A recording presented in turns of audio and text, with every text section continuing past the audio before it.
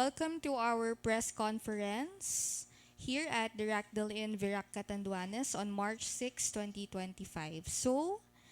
Welcome po. Maraming salamat po sa pag-attend sa ating press con, DOH Bicol CHD press conference for today. So to start our program, let us first acknowledge our resource persons, starting with the Development Management Officer 5 from the Catanduanes Provincial DOH Office, Dr. Robert John S. Aquino. Palakpakan naman po natin. Ayan. Next po, from the Provincial Health Office of Catanduanes, our Dengue Program Coordinator, Engineer Leo Armand A. Gapaz. We also have po our dear program managers from the regional office. We have with us the entomologist 3 and the regional program manager of the Dengue Prevention and Control Program, Sir John Dominic Bolunya. We also have our Engineer 3, Regional Program Manager, Environmental Health Program, Engineer Leah Angela Romero Castillo. We also have with us our nutritionist dietitian 4, Regional Program Manager of the Philippine Multi-Sectoral Nutrition Project, Ms. Christine B. Espiritu. Welcome po sa ating mga resource and of course sa ating mga dear media friends from the province of Catanduanes. Thank you so much po for attending. Hello po kay, of course, from our Philippine Information Agency, Catanduanes, Ma'am Edna. Hello po. Good afternoon, Ma'am. And sa mga kasama po ni Ma'am Edna, we also have with us Miss Rosie Nieva from Radyo Pilipinas Virac. Hello po, Ma'am. Yan, palakpakan naman po natin. Si Miss Juris de la Rosa. Hello po. Again, Ma'am. From Radyo Pilipinas Virac din po. Ayan. We also have with us our cameraman from the UN TV. So we have Sir Jesus Capistrano. Tama po ba? Hello po, sir. Ayan. May cameraman din po tayo. Ayan. So si Sir Fernan A. Janan. Am I right? Ganan. Ayan. Sir Fernan po from Catanduanes Tribune. Hi, sir. Hello po. Ayan. Thank you po. And we also have our kasama po natin ni Doc John and ni PHO po ng mga staff po nila. And so I think that's all po. Welcome po ulit. So let us hear our welcome message from our dear Provincial DOH Officer, Doc Aquino.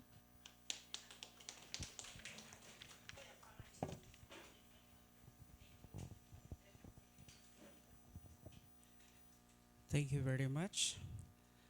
Pagbati ng isang malusog na araw sa lahat, Engineer Leo Armand Gapas, our Dengue Provincial Coordinator of the Catanduanes Provincial Health Office, Engineer Leah Angela Romero, the Environmental Health Regional Program Coordinator of the DOH Bicol CHD, Mr. John Dominic Bologna, the Dengue Regional Coordinator of the DOH Bicol CHD, and Ms. Christine Espiritu, the PMNP Regional Program Coordinator of the DOH Bicol CHD. Our dear media partners, other guests, isang malusog na pagbati sa lahat. Good afternoon. Good afternoon. Sa ating press conference, tatalakayin natin ang dengue, environmental health, road safety at ang PMNP or the Philippine Multi-Sectoral Nutrition Project. Ang pagtaas ng kaso ng dengue sa rehiyon ay dulot ng tag-ulan at pagdami ng pinamumugaran or the breeding sites ng mga lamok. Ang kagawaran ng kalusugan, katuwang ang lokal na gobyerno, patuloy na pinapalakas ang dengue control program sa rehiyon at dito sa Catanduanes. Hinihikayat namin ang publiko na gawin ang 4S kontra sa dengue. Search and destroy, self-protection measures, seek early consultation, support pagging or spraying in hotspot areas. Mahalaga ang environmental health ng isang lugar. Sinisiguro ng kagawaran ng kalusugan at aming partners na ang program components nito tulad ng safe drinking water supply, water sanitation and hygiene, COD or the Zero Open Defecation, food sanitation, climate change for health, health impact assessment ay isinasagawa sa mga komunidad. Siguruhin natin na malinis ang tubig na panglinis at panginom. I-practice ang tamang paghugas ng kamay at linisin ang maigi ang gamit sa sahog at panluto. Nais din po natin isulong ang road safety bilang parte ng Violence and Injury Prevention Program. Ilayo natin ang ating sarili at mahal sa buhay sa kapahamakan sa kalsada, kaya bago bumiyahe, i-check ang blow bag set. Ano ba yung blow bag set? Letter B, battery. Letter L, lights. Letter O, oil, water, brakes, air, gas, self, engine at saka tires. Tatalakayin din ang PMNP or the Philippine Multisectoral Project. Nais kasi natin mapataas ang delivery ng mga nutrition-specific services sa probinsya ng Catanduanes at upang malabanan ang child stunting. Kaya malaki ang inyong papel sa pagbabahagi sa mga mensaheng ito para sa kalusugan ng bawat Bicolano at ng bawat Katanduanon.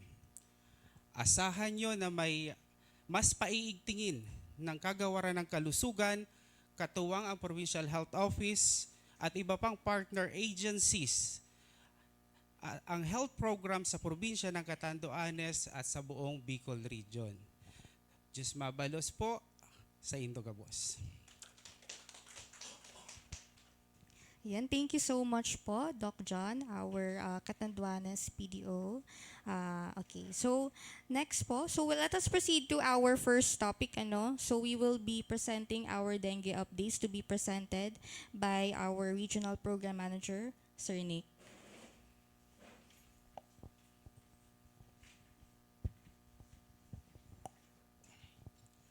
Maraming hapon po sa Indogabos. Ako pa ulit si John Dominic Pulido po, entomologist po kang Region 5 po. Bali po, buong Pilipinas po tumataas po ang dengue cases. Kasabay po kita duman sa mga mataas. Sige po. Bago po ako mag-update, punta muna po tayo sa kung ano po ang dengue. Sige. Ang dengue daw po ay flu-like illness that affect infants, young children, and adults. Ibig po sabihin, lahat po tayo pwede magka-dengue simula po bata hanggang po matanda. Wala pong pinipili po ang dengue. Sige po. Yung symptoms daw po niya appear within 3 to 14 days with average of 4 to 7 days after the infective bite. Next. Siya po yung pinaka-most important vector kasi po ang dengue po, di lang po siya tag-ulan na lang. Whole year round po, meron na po tayong dengue cases. Siya po, potential lethal complication but early clinical diagnosis po, careful clinical management by experienced physicians and nurse save lives. Ibig po sabihin, ang dengue po, pag naagapan po siya, tapos na-manage po siya ng trained na doctor and nurses, pwede pong mabuhay ang patient po. Si dengue po, meron po siyang 4 na serotypes. Meron po tayong serotype 1, 2, and 3, 4. Ibig sabihin po, ang isang tao po, pwede po tayong magkaroon ng dengue na 4 na beses po. Sige po. Ang viral infection po, transmitted by bite of infected female Aedes mosquito po. Tandaan po natin, sa lamok po, ang nangagat lang po ay ibang babaeng lamok po. Di po lalaki po. Babae lang po. Emphasize ko lang po, babae lang po. Sige, next po. Ito po, importante po to yung life cycle ng mosquito po. Mapapansin po natin, meron po tayong 4 na stages. From egg, larvae, pupa, and adult. Pasayos ko po dito, kung mag-intervention po tayo, pinakamaganda po. Pag ang dengue po o ang mosquito po, nasa aquatic stage po siya. Lalo po yung larvae po. Kaya po baga nagkakandak tayo ng search and destroy, Kasi po, habang kitikiti pa po sila, madali po sila mahanap. Compare po pag adult, lumilipad na po siya, mahirap na po siya hanapin at hulihin po. Next po. Ito po yung characteristic po ng Aedes mosquito. Yung itlog niya po, mahirap po siya masira kasi very hard po siya. Tapos nag-i-stick po siya sa wall ng container. Pansin niyo po, pag may kitikite, sa gilid po nun parang may baybay or anong tawag doon? Sand, na ano po, parang pine. Yun na po yung egg niya. Tapos po, ito, can survive drying out of up to 8 months. Ibig po sabihin, kahit na-dry po siya, tapos natubigan po siya ulit, pwede po siya ma-hatch into adult. Ganyan po katindi po si dengue, kaya mabilis po siya dumami. Tapos si adult mosquito po, yung flight range niya po, 50 to 300 meters po siya. Mating niya po, take place within 24 hours after emergence po. Ubaga po, pag naging adult na siya, after 24 hours po, naghahanap na po siya ng kamate. Males court female by chasing. One may mate with several females. Ibig po si Aedes mosquito po, babaero po siya ng lamok. Di po tulad nung ibang species po ng lamok, si Anopheles po, yung nagkakos ng malaria. Isa lang po ang kamate niya sa buong buhay niya. Ito po mahirap sa dengue, sa Aedes po. Kasi po, ang isang female mosquito po, pwede siyang manganak ng 250 to 500 sa isang itlogan niya po. Sa buong buhay niya po, pwede siyang manganak ng 4 na beses. I-times niyo po yun, kung 500 siya nanganak, times 4, di 2,000 po, sa isang babae po. Kaya ganun siya po kabilis dumami. Next po. Yung feeding habit niya po, sa umaga po siya nangangagat, may 2 peak po siya. 1 to 2 hours after sunrise and 1 to 2 hours before sunset. Takes blood meal every 2 to 3 days. Bite indoor and outdoor, ibig sabihin po, sa loob and sa labas po ng bahay, pwede po siya mangagat. Or, can feed on both human and animals. Pero po si animals po, di po siya nagkakadengue. Tao lang po ang tinatamaan ng dengue. Oviposition po, ibig sabihin po niyan kung saan siya nangingitlog. Ito po, clean stagnant water on artificial container. Si Aedes aegypti po siya, sa artificial. Si natural naman po containers, si Albopictus, ang nanganganak doon po. Next. Yan po itsura ni Aedes aegypti, tsaka si Albopictus po. Yung sa baba po, yung part ng thorax, yung bandang likod ng mosquito, makita niyo po yan sa pag may sa bahay niyo po, alam mo may nahuli kayong mosquito. Makita niyo po yan. Usually po pag pag mga nakita niyo sa bahay, usually po kasi Aedes aegypti. Yan po, makita niyo po yung ito. Si Albopictus po kasi more on natural po siya, nagbi-breed tsaka nabubuhay. Yan. Sige po, next. Yan. Bali po, sa laboratory po, si Bicol Region po kasi isa sa mapalad na meron tayong entomology lab. Bali sa buong Pilipinas po, si Region 5 and Palawan lang po ang merong entom lab. Kumbaga po, nagpaparami kami din ng lamok, pinag-aaralan namin yung lamok, tinatest namin sa insecticide kung effective pa ba yung insecticide na ibibigay namin. Ayan po, si Kitikiti po, tinitingnan namin para ma-differentiate namin si Albopictus, yung gypti. Sa under microscope po, yan makita namin yan na comb scale. Yan po. Sige. Next po. Sa malapitan po, yan po itsura niya. Next. Yan. Punta po tayo sa strategy po ng DOH po. Stick po tayo sa 4S. Kasi po, di ba may lumalabas din na 5S? Sige, ka ngayon na 4S lang po talaga tayo. Hindi po. Opo, 5. Yes. Kasi po, stay hydration po, di ba, si 5S. Kasabay na rin po kasi siya doon sa seek early consultation po kasi, di ba, ang Pilipino po may tayo ugali na, ay, pwede man pala mag-self-medication na lang ako, mag-hydrate na lang ako sa bahay. Mas maganda po kasi talaga magpakonsulta sa doktor bago po gumawa ng medication po. Sige po, next. Yan. Si Search and Destroy po, search and destroy mosquito breeding site, keep surrounding areas clean, and cover water containers. Ito pong type of containers, importante po ito, lalo po sa search and destroy talaga. Kasi po napapansin ko, pag nag-search and destroy, yung dahon lang po ang winawalis. Di ba po? Ito po, pag nag-search and destroy kayo, yan na tatlong container na yan, types of container, yan po ang titingnan nyo. Kasi po, sabi clean up drive, cleanliness po. Pero po si Aedes mosquito po, stagnant water po ang tinitirahan niya. Kahit po base, water base, or drying po, yung lalagyan ng plato, pwede po siya tirahan ng Aedes mosquito po. Kaya yan po, pag mag-search and destroy po tayo, lahat po yan inside containers, outside containers, and natural containers, lahat po yan titingnan po natin. Next po. Self-protection measures po, and pagsuot po ng pantalon, mahabang sleeves, gumamit ng kulambo, saka insect repellent po. Pangatlo, seek early consultation. Sige, next po. Pag may sintomas po tayo, yan, magpa-check up po tayo. Yan. Yan po yung sintomas, lagnat, pagpapantal, pagkahilo at pagsusuka, panakit ng katawan, kalamnan at mga mata. Yung sa mata po, yung banda dito, usually po pag may trangkaso po tayo masakit dito, usually po dengue po. Yung part po dito sa Next. Yan. Warning signs naman po, pag meron na po tayo nito, medyo delikado na po kasi ito na po yung sintomas ng malubhang dengue, yung pananakit ng tiyan, pagsusuka, pagdudugo ng gilagid, pagdugo ng ilong, pagsusuka ng dugo sa dumi ng tao, panghihina. Ayan po, kailangan po nagpa-check up na po tayo sa doktor. Kasi kung hindi pa po, baka po mamatay po tayo pag may ganyan si Thomas. Lalo po pag may mga dugo na po, yung pagdudugo ng gilagid, yan, medyo hemorrhagic na po yan. Next po.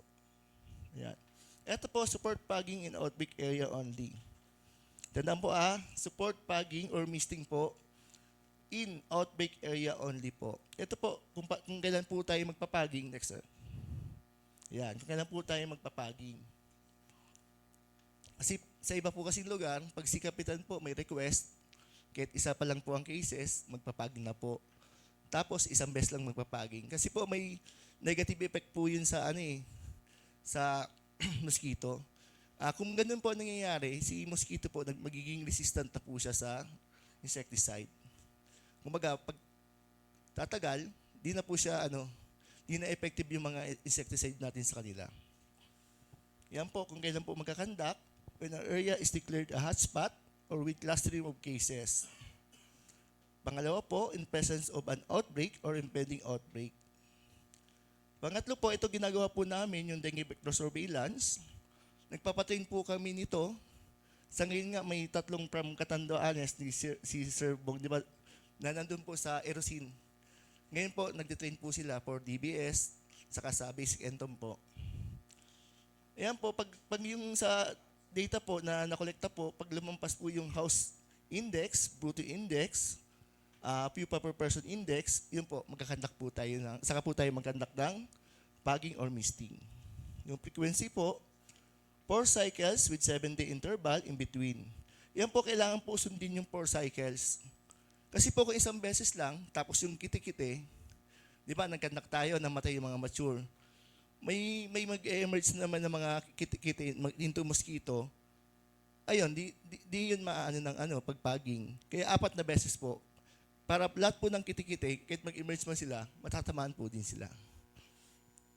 Yung timing po, most favorable during early morning, 6:30 to 8:30 a.m. or late afternoon to evening, 4 p.m. to 8 p.m. po. Next. Yeah. Bali po, last February po, may nilabas po si Central and may nilabas din po kami ng regional memorandum na yung kick-out po ng search and destroy breeding site ng mosquito po. Yung team niya po, alas 4 kontra mosquito po. Bali, ito po, nag-initiated po ng central office kasi po, nationwide po, tumataas po ang cases ng dengue. Sige, next. Yan. Ito po, environmental sanitation is the most effective and cheapest and safest intervention to prevent and control dengue. Mapunta po tayo sa cases. Si Bicol Region po, meron 386. Compare po last year, 258. dengue cases po from January 1 to February 22 po. Meron po tayong pagtaas ng 33%. Yung case fatality rate po, meron po tayong 0.5% kasi meron po tayong 2 deaths. Most affected group is 6 to 10 years old. Si Catanduanes po, meron na po tayong as of February 22 ng 72 dengue cases. Wala pa naman po death sa Catanduanes. Lahat po itong data na to is na-combine po sa EBMC po. Yun lang po. Thank you.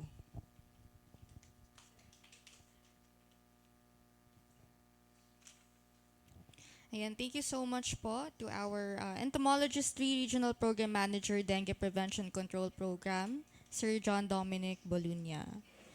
Okay, so next we have to present their dengue situationer. We have with us again the Dengue Program Coordinator of the Catanduanes Provincial Health Office, Engineer Leo Armand A. Gapaz.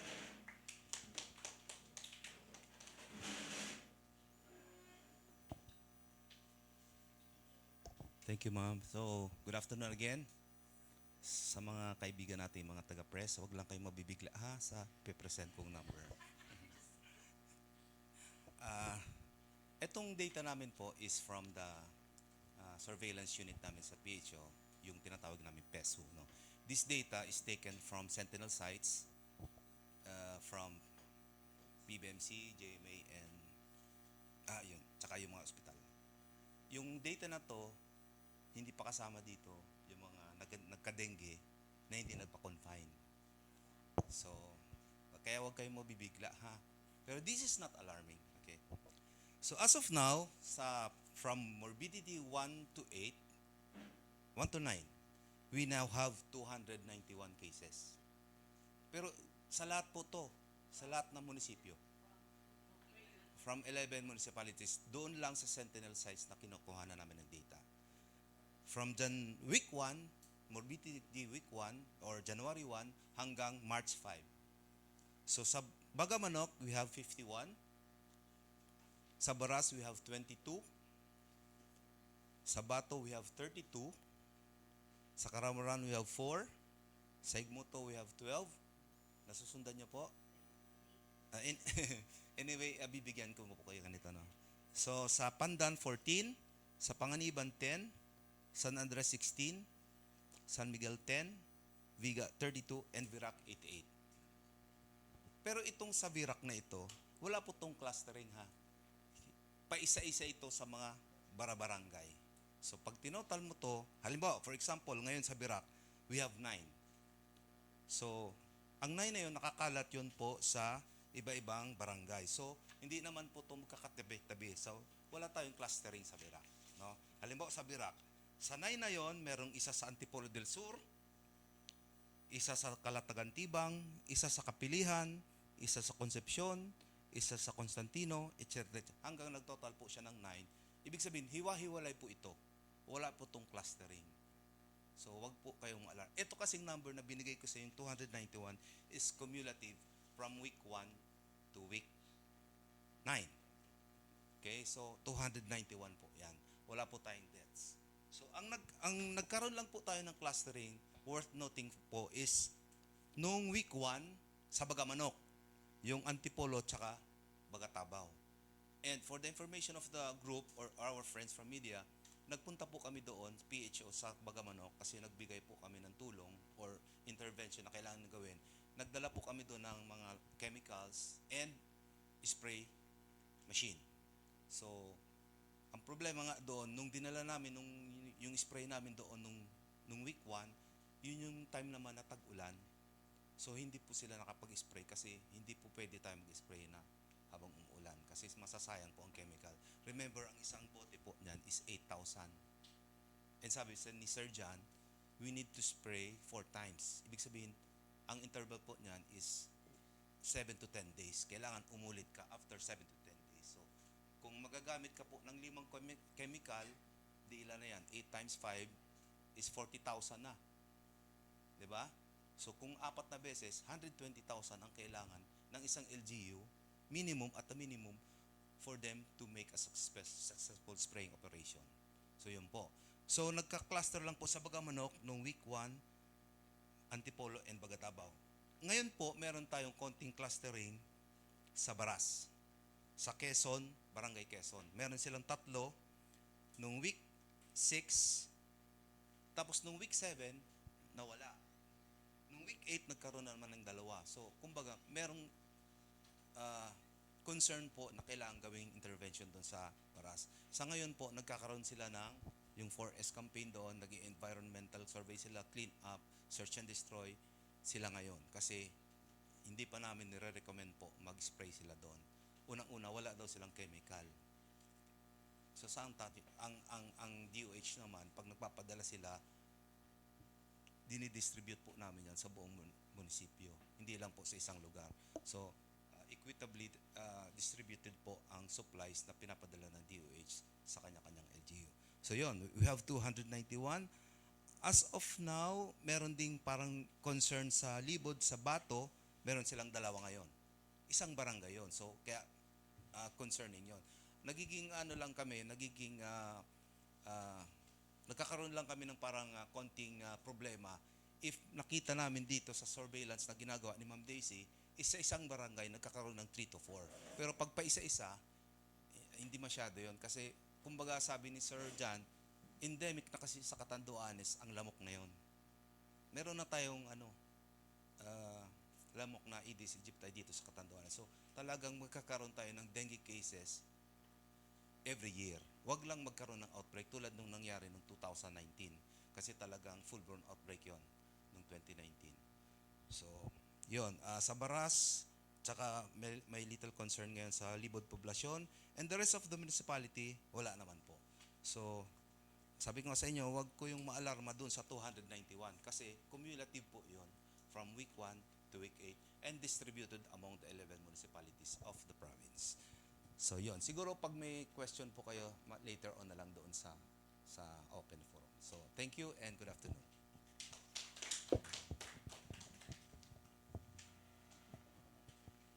Thank you very much po, Engineer Leo Armand A. Gapaz, our Dengue Program Coordinator of Catanduanes Provincial Health Office.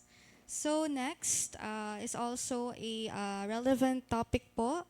So we have with us to discuss environmental health, our Engineer 3 and Regional Program Manager of the Environmental Health Program, Engineer Leia Angela Romero Castillo. Hello, thank you very much, Ma'am Denise. Good afternoon po sa ating DMO5, si Dr. Aquino, sa ating PHO Coordinator na si Engineer Leo, and sa aking fellow program managers, si Ma'am Tin and si Sir Nick. So once again, I am Engineer Leia and I will be presenting a very relevant topic and somehow related sa prevention ng dengue, ang environmental health. Actually, nagulat sa akin si Ma'am Denise kasi in-invite niya ako to discuss this program during this press conference and within 3 seconds daw umoo ako sa kanya. Kasi alam ko kasi mostly sa atin dito sa Bicol region, hindi pa nakaka-appreciate ng program na ito. So pag hindi na-appreciate, syempre, yung implementation nito ay hindi ganun kaganda. So I take every opportunity to discuss, to promote this program sa inyo and most importantly sa ating mga media partners na naandito ngayon. So very thankful kami sa inyo kasi katuwang namin kayo sa pagdi-disseminate ng mga importanteng programa ni Department of Health. So this discussion of mine, I will be presenting kung ano ba yung environmental health, ano yung components nito, ano yung ginagawa ni Department of Health, Bicol, to implement the environmental health program dito sa atin. So to start with, so ano ba yung environmental health? So basically, ang environmental health is a branch of public health po which aims to prevent and control yung mga diseases by eliminating or controlling the environmental risk factors which may form links in disease transmission, katulad ng dengue. So, nasabi kanina ni Sir Nick na yung environmental sanitation is the most cheapest way na pag-prevent sa mga environmental-related diseases. So mga tinatawag kasi tayong mga environmental risk factors na present sa mga iba't ibang environment natin. So for example, yung environment kasi hindi lang siya limited to nature alone. Kasi yung iba pag sinabing environment, ano yan, plants and trees. So no po. So yung environment, ito yung lugar kung saan tayo nag-stay, saan tayo namamalagi. And itong mga lugar na ito, meron ditong mga factors na maaring makaapekto sa ating kalusugan. For example, our home is a type of environment and depende sa atin kung paano tayo mag-alaga ng ating tahanan, paano tayo maglinis, is nakakaapekto kung ano yung magiging health status natin doon sa tahanan natin. And of course, we have our work environment. Stressful ba doon sa work environment natin? Tama ba yung mga illumination sa work environment natin? Hazardous ba yung environment natin sa trabaho? So, lahat ng yan ay are contributory sa ating kalusugan. So, next slide. So, ito yung mga example ng environmental risk factors na present sa ating environment na maaring makaapekto sa ating kalusugan. So, for example, we have here air pollution. So last week, I have attended a meeting with the DNR. And isa dun sa participant ng meetings nagsabi sa akin, alam mo ma'am, dun sa lugar namin, dati walang cement factory. Tapos nagkaroon daw ng cement factory bigla. Tapos sila lahat nag-develop ng asthma. Kasi na-pollute na yung air nila. And lahat daw sila naka-experience na ng asthma. So yun, kasi na-pollute yung environment, nagkaroon sila ng air pollution, naapektuhan yung kanilang respiratory health. Then we have inadequate water sanitation and hygiene, which is still very common dito sa ating region. So walang access sa basic safe water, walang makukuhanan ng ligtas at malinis na inuming tubig, walang mga toilet facilities, hindi nagpa-practice ng hand hygiene. So lahat lang yan nagko-contribute kung bakit tayo nagkakaroon ng mga food and waterborne diseases, even dengue and malaria. Next slide. And we have chemicals and biological agents. Then radiation, exposure sa radiation, community noise, occupational risk, mga agricultural practices, yung mga paggamit ng mga pesticide. Then we have yung mga built environments, yung mga construction projects, di ba? Very common ito dito sa atin, yung mga walang katapos ang road construction, na pag mainit masyadong maalikabok. Then we have na-experience natin ngayon, yung climate change, yung sobrang ulan, then sobrang init na. So lahat ng yan, ito yung mga kinoconsider na risk factors sa ating environment. Next slide. So ito yung mga common health concerns na related sa ating environment. For example, outdoor pollution, yung katulad kaninang example, kapag na-pollute na yung air, pwede tayo mag-develop ng mga respiratory conditions, cardiovascular disease, and even lung cancer. Then we have contaminated or unsafe drinking water that may cause mga diarrheal diseases. And yung na-experience natin ngayon, yung dengue, kapag madumi yung environment, hindi tayo naglilinis, maraming breeding sites, yung mga lamok, pwede tayong magkaroon ng dengue fever, malaria, and kapag tagbaha naman, madumi, madaming daga, pwede tayong magkaroon ng leptospirosis. Next slide po. So ito yung vision and mission ng Environmental Health Program ng Department of Health. So ang vision ng program is that environmental health-related diseases are prevented and no longer a public health problem in the Philippines. And ang mission is to guarantee sustainable environmental sanitation services in every community. Next slide. So ito yung pinaka-intervention na ginagawa ni program dito sa ating region, yung sanitation. So yung sanitation po, this refers to public health conditions related to clean drinking water and provision of facilities and services for the safe management of human excreta. Also includes safe management of solid waste. So basically, ito yung pagpo-provide ng facilities for access to safe water, pagkakaroon ng toilet facilities, so para ma-manage yung mga human waste at hindi makapollute sa ating environment. Next slide. So ito yung program components ng environmental health. We have the drinking water supply, which includes yung safe drinking water and water quality monitoring. Then we have the sanitation, yung excreta, sewage, and septage management. Then we have the zero open defecation program, which aims na no feces openly visible or exposed to the environment.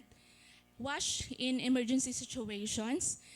This is to ensure the water, sanitation, and hygiene services are accessible during emergencies. Then we have the food sanitation, climate change for health, and the health impact assessment. So ito yung mga ginagawa ng program na ma-implement sa ating mga LGUs. Next slide po. Then we have the environmental health and sanitation services na minomonitor po ni Department of Health. So basically, ito po yung mga households na may access sa mga environmental health and sanitation services. So ano ba yung mga services na ito? So may dalawang category, yung sa water supply, then sanitation services. For the access to safe water, meron tayong dalawang category. Number 1, yung mga households with access to basic safe water supply. Kung may access sila sa level 1 or level 2 or level 3. Then, number 2, yung use of safely managed drinking water services. Then, we have for the sanitation, yung mga households with access to basic sanitation facilities. Number 2, use of safely managed sanitation services. And number 3, certification of municipality as zero open defecation area. So alamin natin kung ano ito. Next slide po. So para masabi na yung households ay may access to basic safe water supply, ay dapat ma-meet niya yung isa sa mga criteria na ito. So ang household ba ay may access sa level 1? Kapag sinabing level 1, ito yung mga protected well o mga developed spring na with or without distribution system. So ito yung mga freshwater supply natin na ginawa ng protection gaya ng deep well o yung mga spring na ginawa ng cover, mga concrete cover. Ayan, so considered sila as level 1. Level 2 naman, ito naman yung mga communal faucets. So sa isang water supply, may nag-share na mga households. And sa level 3 naman, ito naman yung water source na direktang nakatap or nakakonect na sa loob ng isang household. So yan yung category natin ng mga basic safe water supply. Level 1, level 2, and level 3. Next po. Next, yung para naman masabi na yung households ay may access to safely managed drinking water services, ay kailangan ma-meet niya itong tatlong criteria. So unang-una, dapat yung kanilang water supply source ay located within the premises of their residential area. Number 2, dapat yung kanilang water supply ay available at least 12 hours a day. And number 3, dapat nag-undergo siya sa water testing na nagpapatunay na free of fecal contamination yung kanilang water supply. So every month, nagmo-monitor ang ating mga rural sanitary inspectors na ma-monitor yung quality ng tubig ng mga community natin. Next slide. So ito yung status ni Bicol Region when it comes to the access to basic safe water supply and safely managed drinking water services. This is 2024 data. So makikita natin dito, meron tayong projected number of households na 1.4 million. And out of that 1.4 million, ang merong access to basic safe water supply is 1.1 million, which is 81.32% ng ating projected households. And 49.61% po noon ay may access to safely managed drinking water services. So medyo mababa tayo sa safely managed kasi ang hirap ma-meet yung tatlong criteria kanina. So for Catanduanes, ang data ninyo for basic safe water supply is 97.58%. So out of 61,000 households, out of that, 60,000 ay may access to basic safe water supply. And to safely manage drinking water services, meron kayong 51.46%. So out of 61,000, 31,000 nun ay may access to safely manage drinking water services. So 51% pa lang ang nakakamit doon sa tatlong criteria. Next slide. Then we have sa sanitation naman. So yung basic sanitation facility, this refers to households na merong toilet na connected sa septic tank or may ventilated improved latrine. Next slide.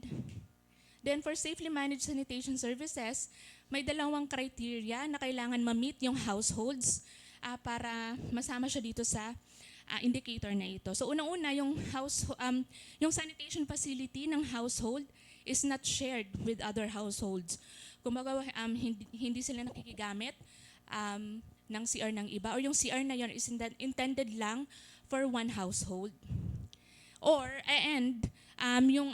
yung sewage excreta nila ay nakastore sa containment tank and treated on site, o yung mga septic tank natin, and application of sanitation byproducts or reuse disposal, or stored in containment tank and nadidislodge yung kanilang septic tank. So unfortunately, hindi pa common dito sa Bicol region yung dislodger. So konti pa lang ang may dislodger dito sa Bicol. And or naman, kung yung kanilang septic tank or yung facility nila is connected sa isang sewerage system. So ito ay common ito sa Manila, may connected sa sewerage system. So dalawa lang yon yung criteria for this indicator.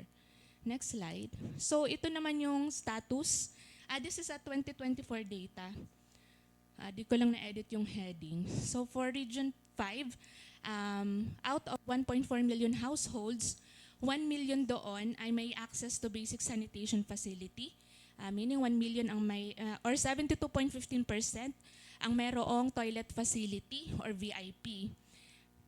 And for Catanduanes, ang total ninyo is 89.49%.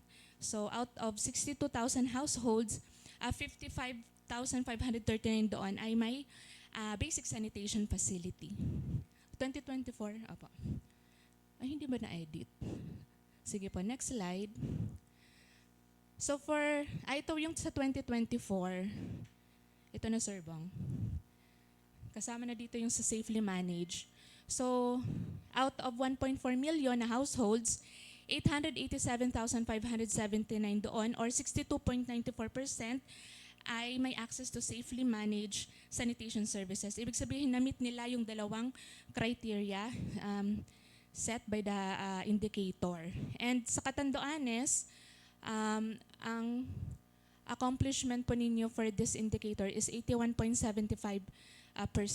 So out of 61,502 households, 50,278 doon, or 81.75%, ang may access sa safely managed sanitation services. Next slide po. Then we have the municipal-wide certified zero open defecation. So this refers po sa mga municipalities or cities na ang coverage nila doon sa households with access to basic sanitation facility ay nag-reach na ng 95% or up. Or yung mga municipality ito na nag-undergo ng usual verification process na ginagawa na before. So yung certification criteria nito, unang-una dapat may functional toilet, yung bawat household doon sa munisipyo o sa lugar may availability of soap and water or malapit sa toilet, may proper disposal of babies and elderly's feces, and no visible feces in the surrounding. And meron evidence of a barangay action plan at to move up the sanitation ladder towards sustainable sanitation. So yun po yung ZOD. Next slide. So ito po yung status ni Bicol Region when it comes to zero open defecation. So sa Region 5, meron tayong 114 municipalities and or chartered cities per province.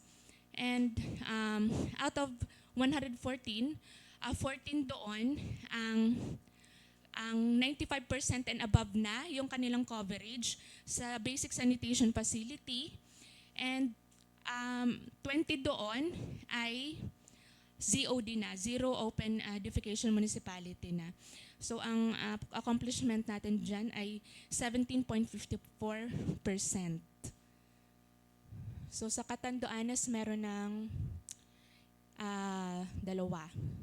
Isa na yung sa access to basic sanitation facilities 95%, and isa yung talagang certified ZOD na one din. So ayan, next slide. So ito po yung comparison ng data natin on environmental health and sanitation services from the previous year, 2023. So sa access to basic safe water supply, meron tayong 0.35% decrease sa accomplishment. And sa using safely managed drinking water services, nagkaroon tayo ng 2.27% increase.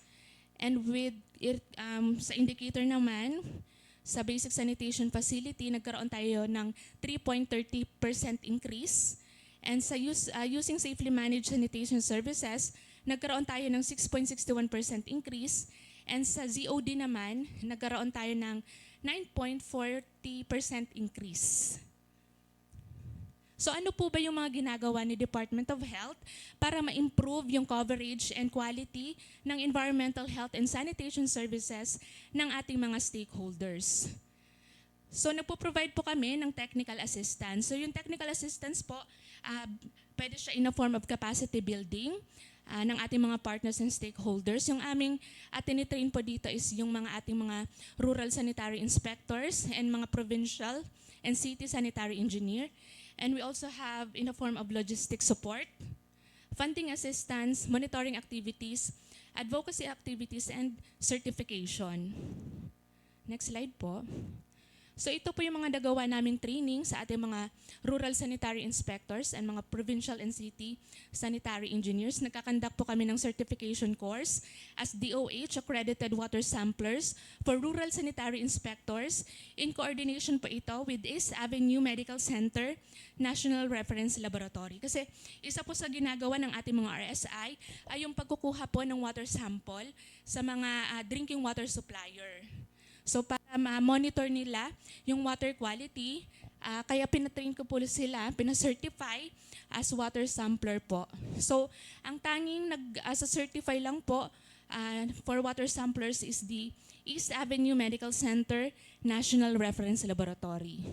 So far, nakadalawang batch na po tayo ng na-train. So meron na tayong mga more or less mga 90 na na-train and na-certified na as accredited water samplers. Next slide. Then we have the seminar on the development and review of water safety plan. Next slide. And of course, mga conduct of online meetings for program updates. Next slide po. And the conduct of Regional Interagency Committee on Environmental Health or yung RIASE meeting. Next slide. And of course, provision ng mga commodities such as yung aqua tubs and chlorine granules na nagagamit nila for water disinfection, lalong-lalo na during emergency. And of course, allotment of funds for the implementation of sanitation program through installation of household toilets to achieve zero open defecation status. So tayo po, nagbibigay tayo ng fund support sa mga selected LGUs para makapagbagawa po sila ng mga toilet facilities sa mga selected local government units po natin. Next slide. Ayan. So ito na po yung mga implementation status ng mga sub-allotment na na-provide natin noong 2023. So I believe si Higmoto tapos na to. 35 completed na. So ang mga naging recipient natin noong 2023 are Viga, Higmoto, and Baleno. So ito po yung kanilang nabigay na amount sa kanila. So, kay Viga, noong 2023, nabigyan natin sila ng 1.5 million at to construct 35 units of toilet facilities. Kay Higmoto naman, 1.5 million din for 35 units of toilet facilities. And kay Baleno Masbate, 43 with the amount of 1.9 million. So, noong 2023, nakapagbigay tayo ng 5 million worth of sub-allotment. Next slide. And for the 2024, ang recipient naman natin, si Panganiban tsaka si Huban Sorsogon. So, 2.5 million sila with a target of 50 toilet facilities each. So, ito po yung kanilang mga report during the construction process ng kanilang mga toilet facilities na galing sa ating fund support. Ito po kay Baleno Masbate. Ayan. Next slide. Yan yung mga recipient. Then we have kay Viga. Maganda yung gawa nila. Kay Higmoto. Then of course, during may mga outbreak dito sa ating region ay binibisita natin sila. So this was in 2023 nung nagkaroon tayo ng diarrhea and cholera cases. This is in Caramoan. Next slide. Next slide po. And of course, in partnership then with the dengue program during the yung ni Mayon, naging active siya. So nagkaroon tayo ulit ng mga evacuation centers. Binisita namin sila to conduct sila Sir Nick, dengue vector surveillance sa mga potential breeding sites ng mga lamok. Ayan. Sa mga evacuation centers ito, this was during the DOH Mayon Response 2023. And we have the food and waterborne disease assessment. Next slide. And of course, assessment ng mga status ng toilet facilities sa mga evacuation centers. Kung may ginagamit ba silang CR, functional po ba ito? Ayan, next slide. And of course, assessment of drinking water sources and water supply. Ginawa din namin ito during the Typhoon Christine. Next slide. And the weekly drinking water quality assessment. Next slide po. So this was the wash assessment in Nabwa during the typhoon aftermath ng Christine. Next slide. And of course, support sa mga advocacy activities. Next slide po. Next slide. Next slide po. And of course, under the program din po yung conduct of inspection po ng mga water refilling stations natin na nag-a-apply sa atin ng initial and operational permit. So sa program din po iyon. And even yung mga burial grounds, yung cementerio, memorial park. So we make sure kasi na nagko-comply sila sa ating sanitation standards that lalong-lalo na sa mga burial grounds na yung kanilang distance from the water sources ay tama ayon sa ating sanitation code of the Philippines para hindi po ito makapollute sa ating mga bodies of water. So ngayon binabana din sa atin yung mga crematorium, columbarium, sa atin na din sa region na din po nag-a-apply ng permit. And all of that po nag-a-assist po sa environmental health program. So ayan. Next slide. So that's it. That's the last of my slides. So thank you so much po sa pakikinig. Thank you so much po, Engineer Leia Angela Romero Castillo, our Engineer 3 and Regional Program Manager for Environmental Health Program. So, before we move on to the next topic, meron din po tayong media from. Hello po kay Ma'am Rujaline Panti from Radyo Natin Virac. Hello po. We also have with us from UNTV, Miss Leia Tanyon. Hello po, ma'am. And we also have from Bicol Star, Miss Jing Rima. Hello po, ma'am. And from Bicol Radio Periodico, Sir Patrick Ian. Ay, hello, sir. Okay, so for our next topic po, to present the Philippine Multi-Sectoral Nutrition Project, we have with us our nutritionist, dietitian 4, Regional Program Manager, Miss Christine B. Espiritu.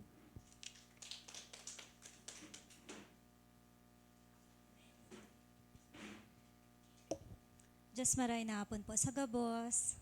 Ayan. I see familiar faces po. So, kasi nakailang beses na ako punta rito. And I think madami ng event na ginawa yung PMNP na may minsan na-covered yung, especially I think the performance-based grant na pagbigay and then the launching, may nag-covered po dito na media. Okay? So, let's start po. Ayan. Sige, okay. So, ano po ba yung PMNP? So, PMNP is a multi-sectoral nutrition project which focus po sa nutrition-specific and nutrition-sensitive program. So, lagi na po natin yung naririnig. Pag sinabing nutrition-specific po, ito po yung mga direktang na ibibigay natin sa mga bata or mga buntis. Ano po, yung mga ano po natin, mga recipient po natin. So yung mga malnourished po. Tapos, while the nutrition sensitive po, ito po yung indirect, but ito po yung nagtutukoy sa underlying cause po ng mga programang ginagawa ng ating gobyerno po. As well as, of course, importante yung social behavioral change, no? Kaya mamaya makikita nyo, ang pinondohan ng PMNP, hindi lang po yun sa mga programang tinukoy ko, nutrition specific and sensitive, as well as po sa social behavioral change. Okay, next po. So, bali, yun po na-mention ko kanina, ito po yung nutrition package niya, nutrition-sensitive interventions, as well as nutrition-specific. So, bali po, para ang purpose po talaga ng PMNP, bakit po tayo may PMNP? Bakit 11 lang dito sa Catanduanes? At bakit kasama po tayo sa 12 region? So, bali, sa 12 regions po kasi, na-identify po tayo kasi during the ENNS, ng 2018, 2019, and 2020 po, bali ikalima po tayo sa may pinakamataas na stunted sa buong Pilipinas. So yun po yun according sa ENNS report po ng DOST po, FNRI DOST. And 12 lang po siya, actually it's a World Bank funded po. So bali utang po to ng Pilipinas. So it's worth of 10 billion ang utang pong ito para sa 12 regions for the PMNP. Okay, next po. So yun po, sino po ba yung target po nito? Bakit meron tayo nito? Ang pinaka-objective nito is yun nga po, mapababa yung mga stunted, pagkabansot, or ano pa ba yung other term natin? May term po ba tayo dito sa Catanduanes ng stunted? Wala naman, no? Ano po? Gandot daw, tama ba ako? So wag na yon, basta stunted na lang, okay? So yun po, ang target po natin, yung mga nakapaloob sa first 1,000 days, ano po? So bali yun yung household na may pregnant women or may anak na under 5 years old. Tapos, syempre po, kasama din sa recipient po natin yung mga lactating women and adolescent girls po. Okay? Next po. Ayan, ito po yung sites po ng PMNP. So, bali, sa region po, hindi po lahat ng probinsya ay sakop po ng PMNP. Kaya meron lang po tayong 4 na probinsya. So, bali, ang Catanduanes, makikita po natin. Ito po yung 7 lang po out of 11 ang nakita po na kasama po dito sa PMNP project. Sorsogon, 7 din po. Ang Masbate, 16. Walang pinakamarami ang Kamsur, almost ilang percent kasi 37, di ba, ang LGUs ng Kamsur, included the 2 cities, pero 30 po ang doon nakasama. Okay? So, yan, 7 LGUs po per Catanduanes. Next po. Ayan. So, ito po yung milestone. So, actually, nagsimula yung social preparation ng PMNP ay ng 2022. Nag-start po kami nung kami ng service level agreement, MOU, yung MOA, ang dami po namin ginawa ng social preparation up to 2023. So, bali, din sa 2023, may hindi dyan nakasama yung pinakalas, which is ginagawa ngayon, yung provisions of input, support, and seed package to LGU. So, bali, medyo late. But, and then, unti-unting binababa na po yung mga nutrition package po, no? So ngayong 2024, last year po, naibaba din po yung performance-based grant. So makikita natin ilan ba ang naibigay or ano po ba yung performance-based grant? Bali, kaperahan po yun. Makikita po natin later kung ilan po ang bawat probinsya or ang bawat LGU ang makukuhang or nakuhang pera ng first tranche po. Next po. Sige. 2025, second tranche po ibibigay. Ngayong year naman po, may hindi lang po, dalawang bali ang ilalabas na kaperahan po ngayon, which is the performance-based grant, tranche 2, mas triple po, almost triple the amount ng performance-based one, tranche 1, and then health promotion grant. So later po, makikita natin kung ano yung health promotion grant. And then, for 2026, yung third tranche naman po ibababa. So bali, 3 beses po, magbababa ng pera ang PMNP na direct to LGUs po yan. Okay, next po. Ayan. So ito yung naging deliverables para makuha yung first PBG1, yung LOI, tripartite MOA, SLA Service Level of Agreement. Dapat kompleto yung Municipal Action Plan, and then the master listing. So ito po yung tinitingnan kasi ito yung mga recipient, yung mga pinagkukuhaan po din ng mga datos for infosystem. Okay, next po. Tapos ito po, yung sa PBG po, para saan po ba to? So bali, ito yung, para po to sa dalawa po, no, sa may category po to, which is support to service delivery, and then the LG operations for first 1,000 days. So bali, halimbawa, 1 million ang nakuha mo, so hatiin siya sa 60 to 40%. So yun po yung hatian niya. So may mga ano naman po yan, basis naman po yan, para malaman po kung saan. So, tinuturuan naman po during the Local Nutrition Enhancement Plan. So, may tinuturuan ng mga LGU kung paano at saan gagamitin yung pera. Next po. Ayan. So, yung service delivery, ito po yun, list of ng pwedeng paggamitan. Hindi ko na isa-isahin, sir. Next po. And then, yung sa 40% yung mobilization and stakeholder engagement. So, yun yung 40% po natin na pwedeng paggamitan. Yung sa physical mobilization support. Next, sir. Ayan, so kasama din po dun sa mobilization. Next po. Okay, so ito yung sinasabi ko po. So bali, sa kabuuan po sa PMNP, no, so for the first tranche po, may 159,215,488.29. So bali, nakuha po to lahat 100% ng mga 60 LGUs po. So sa second tranche, ito yung expected po natin this year. So sabi ko nga po, almost triple the amount of the first tranche. So almost half a billion, 518,952,683, 93.73. So ang laki po, no? And for this year po yan, so bali mga end of the year, mga last quarter na po.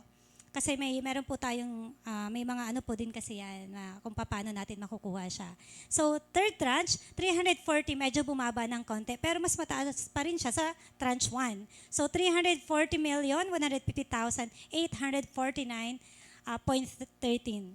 So, bali, total po, no? 1 billion all in all for the PMNP. Grabe po yung investment, no? So, kasama tayo dun sa nagbabayad po nito kasi syempre tax po to ng taong bayan, di ba? Okay, so next po. So let's see kung ilan. Ito po yung sa first tranche. So makikita natin sa Kamsur may 82 million. And then sa Masbate, 41.6. While Catanduanes po, since 7 LGUs po siya, meron po tayong 16.2 million. So makikita natin yung Bagamanok, may 1.9. While the Karamuran, 2.3.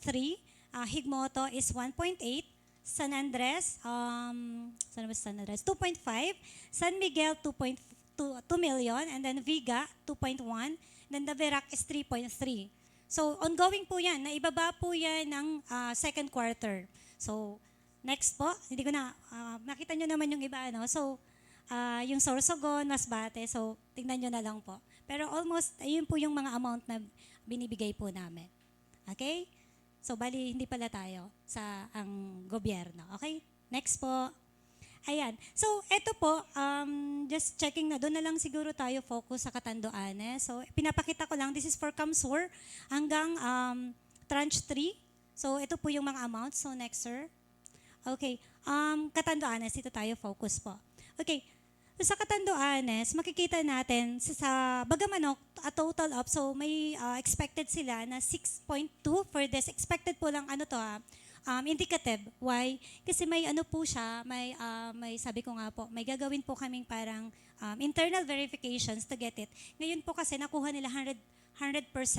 So it will depend po sa verification. May dalawang klaseng gagawin. Anong verification na tinatawag? Internal is ano po yon, yung mga sa region. While the external is mga from the central office na hinar po nila para tingnan po kung dun sa category or criteria kung makakakuha po ng itong amount na to. So may kaano po yan.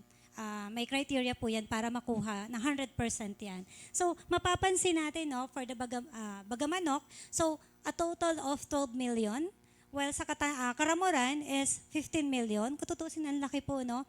Higmoto, 11 million. San Andres, 16 million. San Miguel is 13 million. And then the Viga, 13 din, almost the same with San Miguel. And then the Virac, siya pinakamataas, syempre. Kasi, am I correct? 64 or 65 barangay? 64? 63, mali ang ano ko. So, 63 barangay. So, kaya malaki din po yung amount niya. So, 21. So, yun po. Kaya, tingnan po natin yung amount. So, sana, hopefully, we're hoping naman na makuha yung second tranche na 100%. Kasi that's our goal naman po talaga. Is maibaba ito ng lahat itong amount na nanditong indicative amount. Okay po? So, next po. Ayan. So, next po. Okay, for that. So, yan, di ba nasabi ko kanina yung PBG, hindi lang po yun yung ibibigay. So, meron po this year din, magbibigay po ng health promotion grant. It focus also on the behavioral. So, hindi lang, sabi ko po kanina, hindi lang sa nutrition specific and nutrition sensitive na focus yung programa ng Philippine Multi-Sectoral Nutrition Project. Kasama din po yung behavioral change. So, popondohan po yun. Same with PBG, may ano din po yan. Ngayon, actually, ongoing yung SBC plans. Ibig sabihin, yung plano, every LGU, kung ilan ang LGU, may matatanggap ng 60,000. I mean, barangay. So, kung halimbawa, kung may 63 barangay ka, times 60,000, so yun po yung ma-receive mong amount for the health promotion grant. So, yun po. So, yun po yung may, ano naman po to, again, tinuturuan po yung mga LGUs kung paano gamitin. So, kaya nga po, may mga pa-training kaming ginagawa, may mga rollout kami para maturuan sila. So, para dun sa work financial plan po nila. So, next po. Wait lang, sorry. So, overall po pala, bali dito sa health promotion grant, sa buong Bicol po, 105 million, 973,973 po ang ibibigay po. So, bali, ito, hindi sa amin dadaan to. So, bali, it's from the UNICEF directly, kaya nag-another open account po ang mga LGU para directly yan. Yung PBG dumaan sa amin, kami bumaba. Well, this one is hindi po sa amin dadaan. But then, syempre, kami po yung nagtitingin ng financial plan kasi kami po nag-check din po at nag-a-assist po sa paggawa. Okay, next po. Okay, ito po yung mga amount. So, next na siguro po tayo for the Catanduanes. Sige pa po. Ayan. So, makikita po natin for the health promotion grant, 12 million, 12.7 ang makukuha po overall ng Catanduanes. So, meron tayong sa Bagamanok ng allocation ng health promotion grant ng 1 million. So, Karamoran, 1.6, while Higmoto is 545. San Andres, 2.3. San Miguel, 1.4. Viga, 1.8. And then the Virac is 3.8. So, paano nakuha to? Again, multiply po yan depende sa, sa computation ng 60,000 per barangay. So, yun po. So, yun po yung nan. Okay? Next po. Ayan. So, upcoming activities, madami po yan. Hindi ko na isa-isahin. Kasi, kung mapapansin po ng iba, yung lagi namin nakakasama, ang daming event. Actually, dito nga sa venue, kilala na po ang PMNP.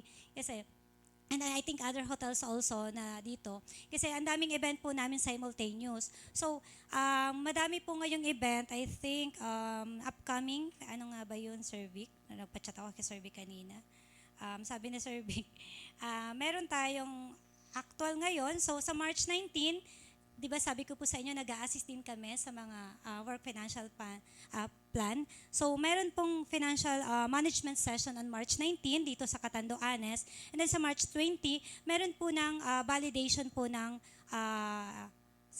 yung pong sa IPs po. So bali hindi lang po to hindi lang po for PMNP, kasama po yung mga indigenous people po. So isa po yun sa ginagawan din ng datos. Kaya ang mangyayari po, tumulong po tayo na mapondohan para matulungan yung ating NCIP na ma-validate po yung ating mga IPs po dito sa Catanduanes. It will be held on I think here din po and then March 20 po yan. May regular MOBTAT meeting din po dito sa Catanduanes. So kaya from time to time po, talagang sabi namin, suki kami ng mga hotels dito kung sino nananalo. Kasi almost every month, meron pong activity po ang PMNP. So, next po, I think, and that's other PMNP activities po. So, yan lang. Sige po, mga activities.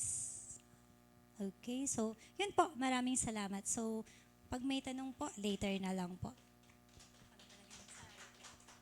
Thank you so much po, Ms. Christine B. Espiritu, Nutritionist Dietitian 4, Regional Program Manager, PMNP.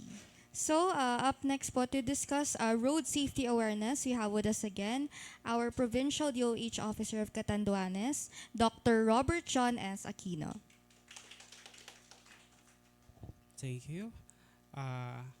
Anyway, it's a very high time to talk about road safety, lalong-lalo na dito sa Catanduanes. So, aware man ang ating mga media partners about a month ago, sunod-sunod ang ating road accident, even involving mga minors. Ang nakakalungkot lang, underreported siya.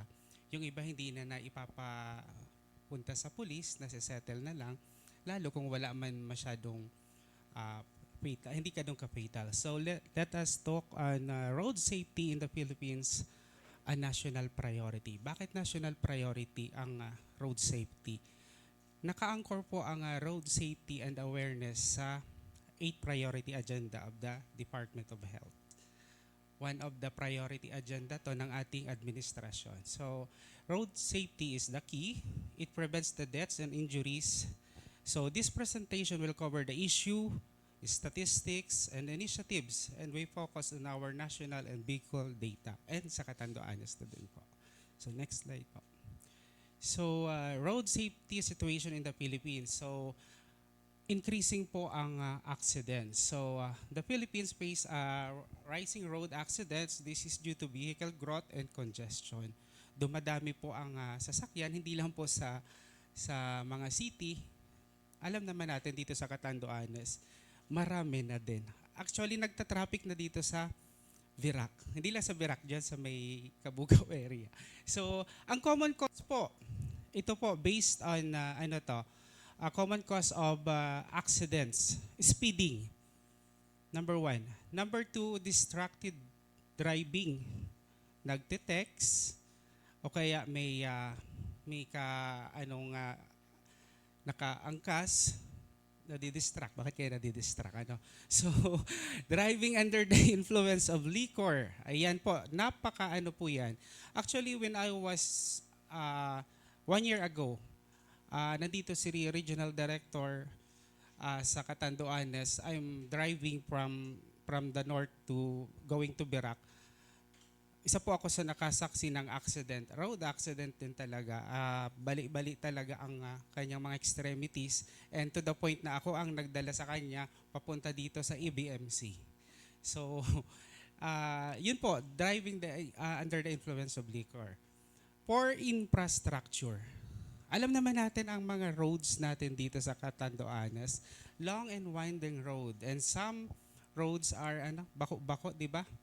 Marami tayong roads dito na talagang accident prone. Hindi ko na iisa-isahin kasi marami yan dito. So, vulnerable users, pedestrians, cyclists. Last month, 3 weeks ago, may namatay tayong cyclist dito along the boulevard. Motorcyclist, of course. Ang number 1 cause pala ng road accident dito, mga motorbikes, sabi ng PPO. ng ating Police Provincial Office. Yun po, yun yung ang maraming namamatay, yung mga nakamotor, mga motorbikes po. Next slide. So ito po, National Road Safety Statistics, the grim reality. Okay, 11,000 plus. Ito po yung namamatay agad. In 2021, road deaths reached over 11,000 per PSA. Galing po ang datos sa Philippine Statistic Authority. And 50,000 plus are injury cases. Ito yung mga minor cases, yung hindi naman na namatay, but non-fatal. So, ano po, ito po ang nakakabahala dito. Ano yung age? Age ng mga natin, 15 to 29 years old.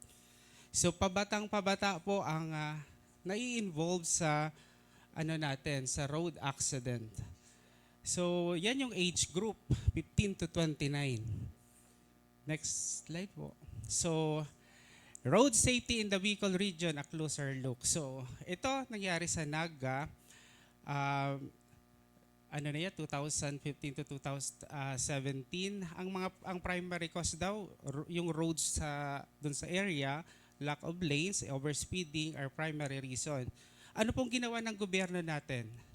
LTO Bicol intensify traffic law enforcement, so they implement safety measures. Ayan po, next slide.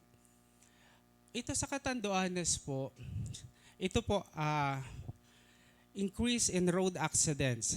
The Catanduanes PPO reported 31% rise in public safety index cases, primarily due to reckless imprudence on the roads, totaling to 351 incidents in 2023. Tumaas siya ng 267 in 2022. Balik na, 2021 to 2022. So, fatalities or mortalities in 2023, 13 po sa 2023 ang namatay because of road accidents, resulting from the road accidents here in the province of Catanduanes.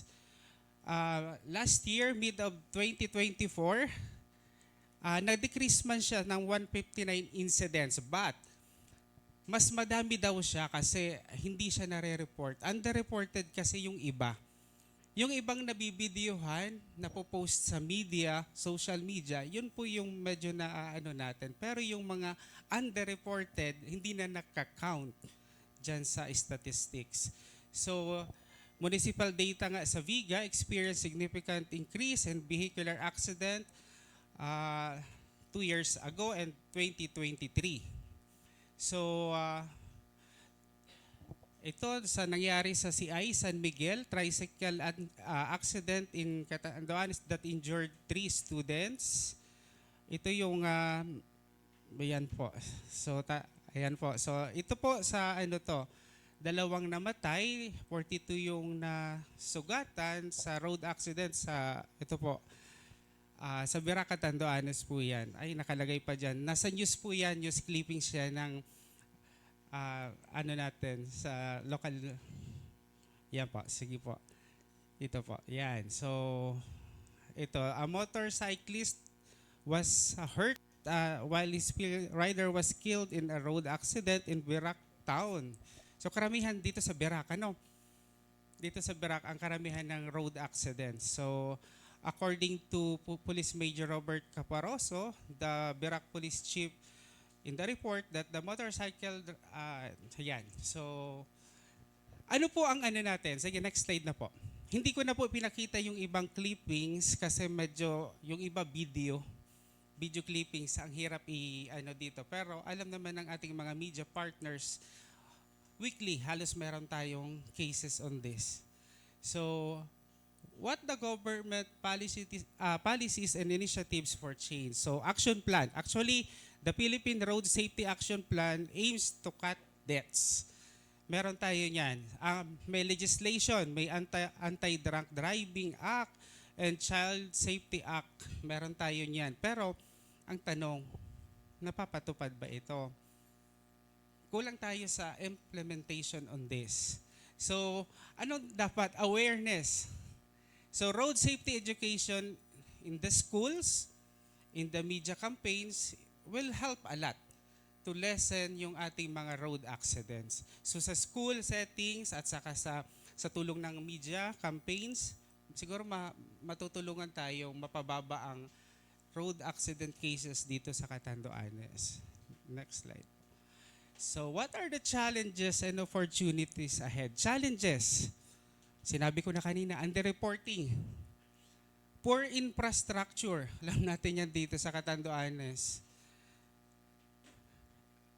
Ano yung opportunities? Improved data and infrastructure can make roads safer. So talagang mas maganda, mapaganda natin yung kalye natin and of course yung data. Yung data natin maging realistic. Kasi yung nababalitaan natin, iba sa data na lumalabas na official sa PSA kasi hindi niya nare-report. Lalo na yung mga namatay na iba, hindi na nire-report kasi may kaso o kaya yung ibang other cases din. So, expand awareness and campaign. Next slide po. O ayan, may ambulance. So, key recommendation, sana hindi. The key recommendation for a safer Philippines. So, strengthen the enforcement. Enforce traffic laws to reduce violations. Invest in infrastructure. So ano ba? Build. Ano ba? Build safer roads and bike lanes. Yan po ang dapat ngayon. Pero ngayon kasi din ako rider din ako, na namamasdan ko dito sa Catanduanes, wala talagang discipline. Walang disiplina ang mga riders or motorcycle drivers dito. Kanan, kaliwa, wala na silang pakialam. So, we have to increase the education, educate the public on road safety. Ano po? Encourage partnership. Hindi po ito magagawa ng gobyerno lang. So let us involve private sector for this campaign. Next slide po. Ano ginagawa ng Department of Health sa road safety?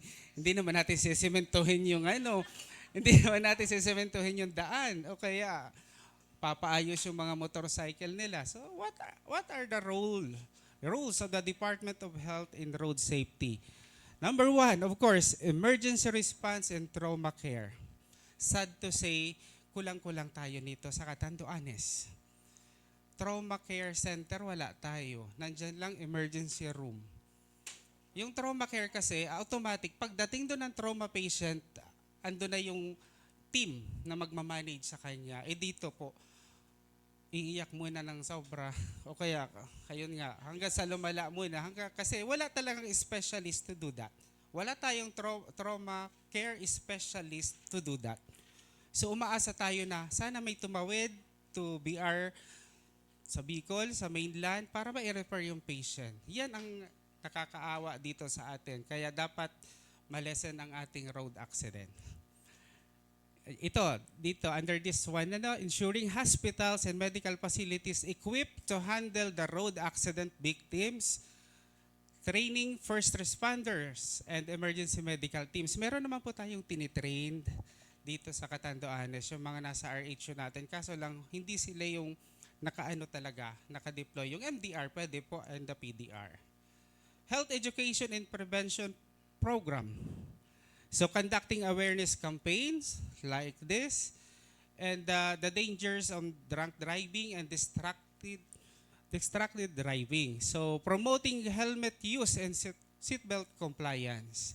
Dito sa Catanduanes, dito ko nakakita na magsi-seatbelt kung may dadaanan na checkpoint. Totoo po. It's a reality. It's a reality here sa Catanduanes. Yung helmet din, yan, mag-helmet pag may nakitang police. Pag wala, nandito sa kamay. Opo. So, let's spread awareness on this. So, data collection and research, napaka-importante po to for the planning and pag nag-budgeting tayo ng ng mga programs. Importante ang magandang datos para maganda din ang pondo na maibigay natin dito. So, Ito pa po, rehabilitation services. Kami po sa DOH, the DOH Catanduanes, may hired tayong isang physical therapist. May physical therapist tayo dyan sa opisina na nag-iikot sa 11 municipalities, and up to this point, meron po siyang 8 cases na nire-rehab because of road accidents. So, yan po. Ano pa lang yan ha? Yung nagpaparehab lang. What if yung hindi na nagpaparehab, pinapabayaan ng mabaliko?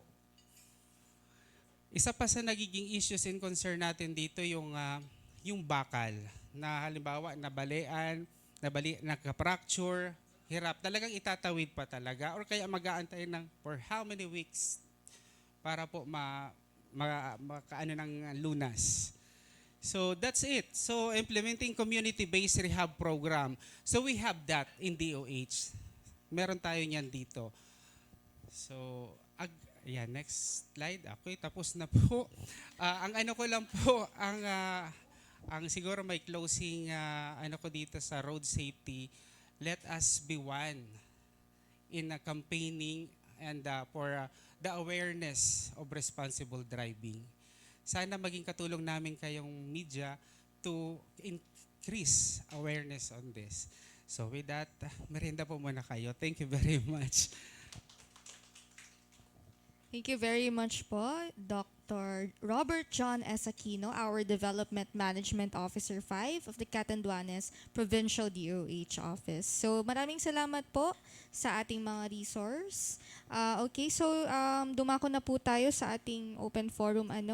Bago po tayo mag-proceed, reminder lang po ulit sa media, one follow-up question lang po sana. Pero kung okay lang po, it's fine. Basta in the interest of time, wag masyado pong mahaba para tuloy-tuloy ang ating discussion. Po. So, any questions po? Anyone po to start? Ma'am Edna? Baka Ay, kumakain si Ma'am Edna. Sorry. Kasi ready na ulit sumagot ang ating resource, Yes po, sino po? Okay po, Ma'am Rose. Pa-introduce na lang po, Yes po, good afternoon. I'm Rosie po from Radyo Pilipinas, Verac. So, siguro, I don't know kung kay Engineer Gapas or kay Sir John. I-clear ko lang po yung itong 386 cases po in Bicol Region, then 291 cases in Catanduanes. So, dito po ang pinakamarami.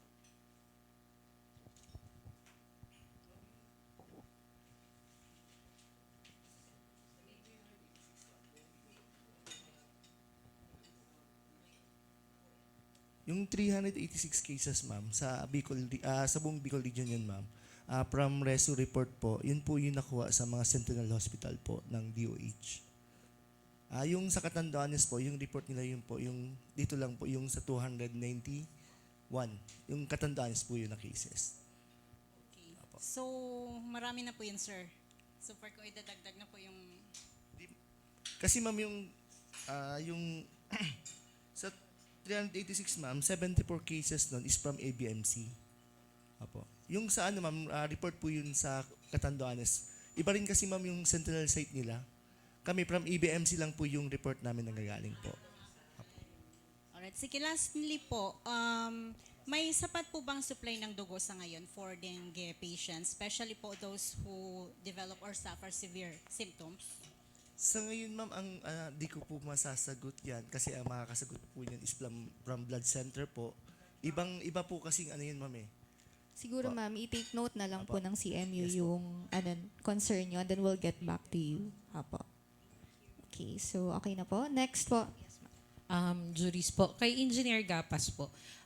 Kailan po natin masasabi na yung cases or yung situation ng dengue sa Catanduanes alarming? Kasi yung 291, actually, pinost na namin yung tingnan pa lang, nagre-react na sila na why is it not alarming daw po sa ganong number, although we've said na cumulative nga po siya. So, ano pong explanation? Yung sinabi ko kanina, di ba, sa simula pa lang, yung 291 is from morbidity week 1 hanggang morbidity week 9. So cumulative po yan for the whole province. So, ibig sabihin, yung iba dyan, di gumaling na kasi matagal na yan eh. So, ang sa week 9 natin ngayon is we have only 10 for the whole province. Parang yung sa pinakang latest natin, 9 lang, yung parang active Yes. na yes. dengue Oo. cases. Okay. Tapos yung masasabi nating parang alarming na siya is kung may clustering na siya. For example, sa isang barangay, halimbawa sa Danico, meron na siyang clustering. Ibig sabihin, doon sa isang barangay, meron na siyang 3 to 4 cases na nakukuha ng PESO or ng surveillance doon sa isang barangay lang. Pero sa ngayon kasi, 1111 is scattered sa buong 6th province. Nagkakaroon lang tayo ng clustering. Meron, yung sinabi ko kanina, meron lang tayong clustering ngayon sa Quezon, sa Baras, Bato, Kasi sa Virac po. Sa Virac wala tayong clustering. So 2 towns lang po. And yung data kanina, from 11 towns? 11 towns yun. Okay. From January 1 hanggang March 5. Okay. Pero continuous naman yung mga actions. And Yes, yes. natin. Okay. Kay Engineer Leia po. Tungkol po dun sa Environment Health Program, as presented po ninyo kanina, ano po yung nakikita nyo doon na parang pinakang problema dito sa Catanduanes na talagang kailangan na pong tugunan ASAP? Actually, region-wide naman, challenge pa rin natin yung sa behavior, of course, behavior ng community kasi may mga areas pa rin tayo dito na ano pa sila, skeptical pa sa paggamit ng toilet. Parang hindi daw sila sanay. Kasi before, namimigay si Department of Health ng toilet bowls. Pero anong ginawa sa toilet bowls? Flower vase. Ginawang masitera.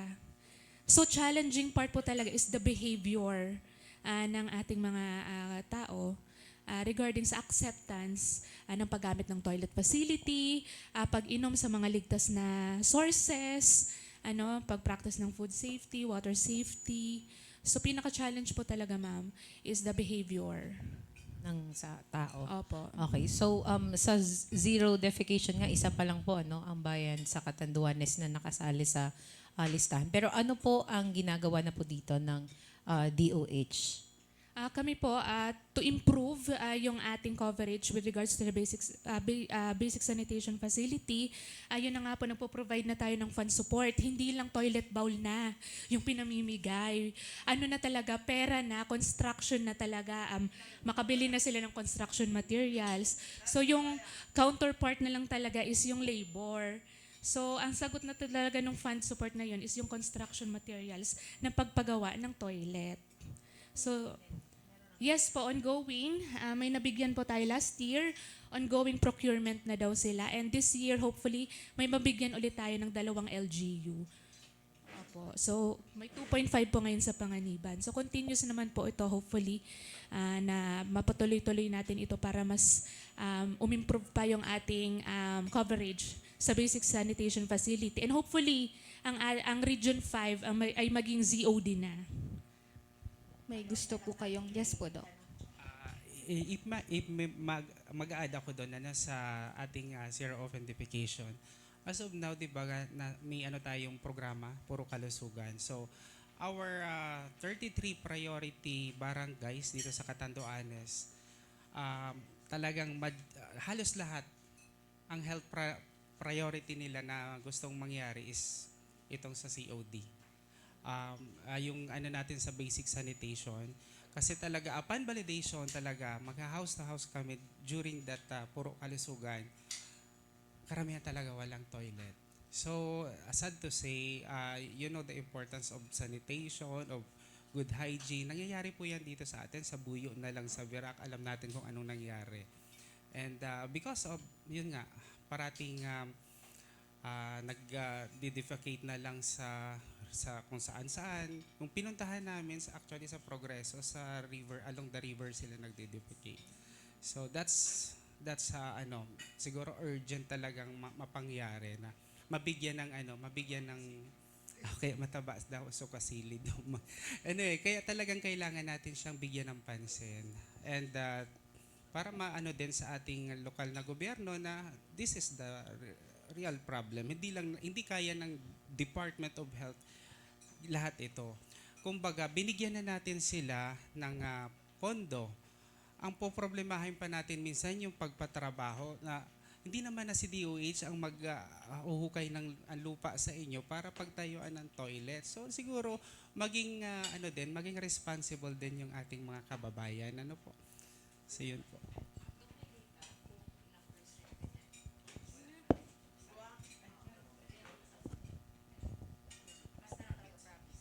Yung data lang po. Sa- Like kung ilang percent pa talaga ng households all over Catanduanes. Sa province Ang- natin, we have 18% pa of the total household ang walang CR, access to sanitary toilets. So that translate into 12,154 household na walang CR. So just imagine kung saan sila tama-tama kumakain kayo. Saan sila nagtatapon ng minsan sa flying saucer, minsan sa tabi ng ilog, minsan sa, kumbaga 12,000 pa. But now, the provincial local government of Catanduanes is trying to help na ma-increase. As a matter of fact, we have a 10 million project for implementation now, which will give 480 household libreng CR from superstructure down to substructure. Ibig sabihin, kompleto siya from bubong to septic tank. Kaya lang, ang 10 million kasi is 480 units lang yan. So just imagine, ilang billion pa ang kailangan natin at na makuha natin yung sustainable SDG goal natin na 90%. So 82 pa lang tayo, 8% pa para maabot lang natin yung target ng DOH. So kailangan din namin ng tulong nga ng media partners natin to educate na, kasi minsan pag nag-iikot kami, makikita mo yung bahay, may satellite, may TV, may cellphone. Hindi priority yung CR. So, kasi sabi nila, pwede naman dyan sa record, sir, di ba? So, yung talagang behavioral change. Actually, meron kaming project niyan together with the Department of Health, yung tinatawag naming CLTS, yung Community-Led Total Sanitation. Ang component niyan is shame, disgust, and shame, disgust. Tatlo yan hihiyain mo, tapos parang campaign siya for a behavioral change. Hindi siya magbibigay ng hardware. It's more of a behavioral change dun sa household na walang CR. Ang tawag nun is Community-Led Total Sanitation. So, yun lang po. Kasama po siya. Hindi. Kasi ang hinihingi ilang ma'am ng ang hinihingi ilang kasi ng SGLG is nasa 74%. So sa atin 82 tayo. So pasado tayo doon.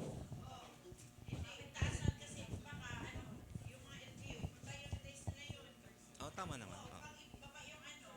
Hindi kasi yung 'di ba ma'am, yung goal is for nationwide yun. Siguro in average nila for the whole province. Kaya parang ang inano lang nila is 74 for SGLG.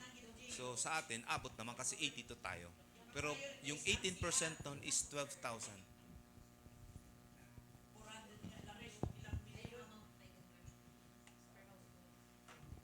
Ah, 45,000 po. Oo.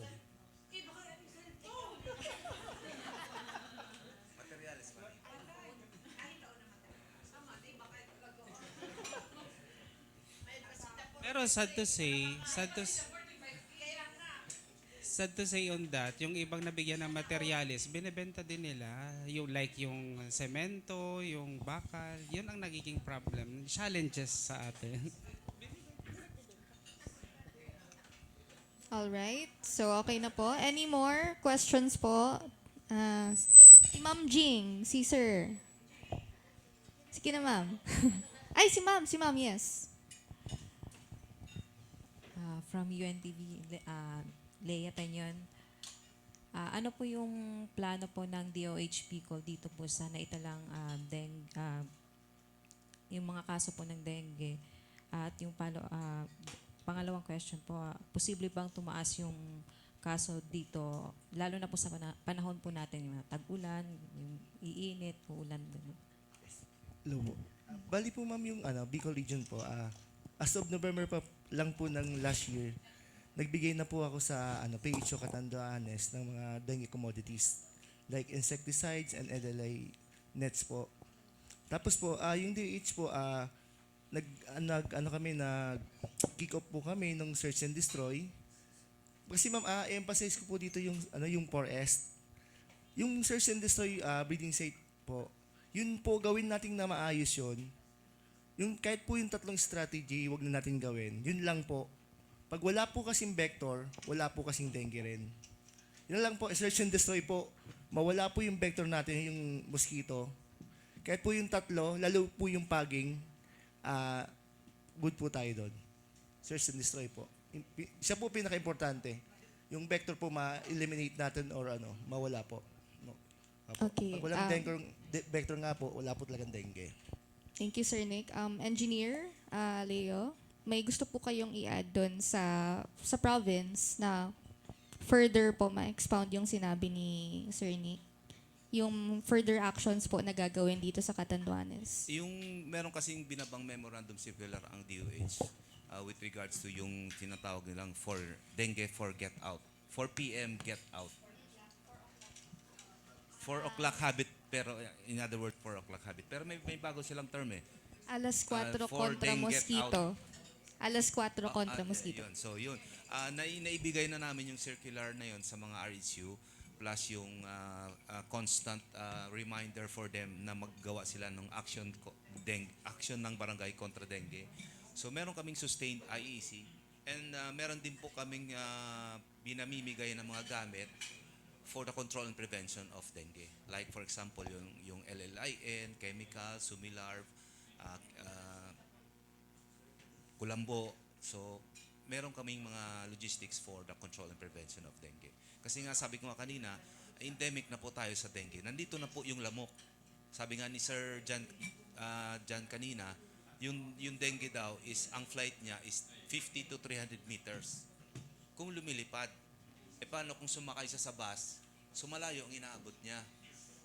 Hindi biro 'yon kasi 'di ba minsan pag sumasakay ka sa van, pag inano mo may mga lamok. So there's a tendency na yung mga lamok na 'yon sumasakay o nakasakay doon pag lumipat sa ibang kaya kumakalat po ang ano natin. So ibig sabihin, ang point ko is endemic na po ang Catanduanes sa dengue. So isang click lang po with the favorable factors na mag-trigger na magkaroon, so magkakaroon talaga tayo. Ang iniingatan lang natin, huwag na lang tayo magkaroon ng outbreak. Tulad nung nangyari nung 2019. So, yun lang po. Thank you, Engineer. Yes, Ma'am Edna.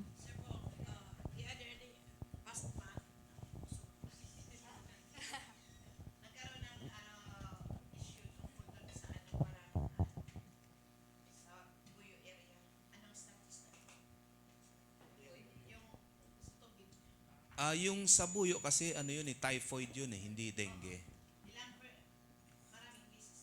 Siguro si Ma'am Daisy ang Ma'am Daisy yung sa dengue. Yes, Ma'am Typhoid. Daisy.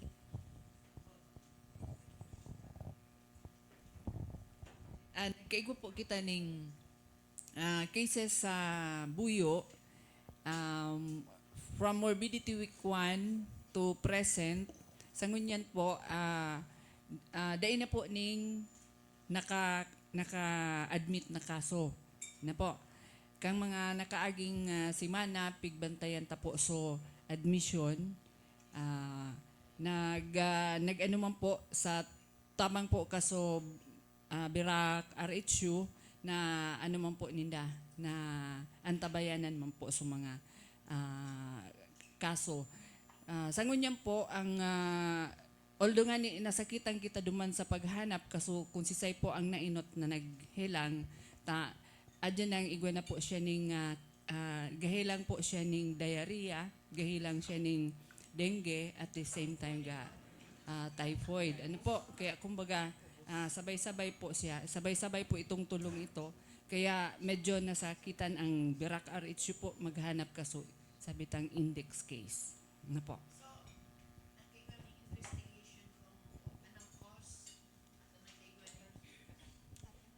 Actually, we had already submitted to the governor and to the mayor, IMRAD, And one of the findings ng PHO na find out namin doon is yung contaminated water sources nila. So lahat po ng water sources nila duman except for level 2 Jetmatic is negative. Pero yung water system nila is positive for E. coli.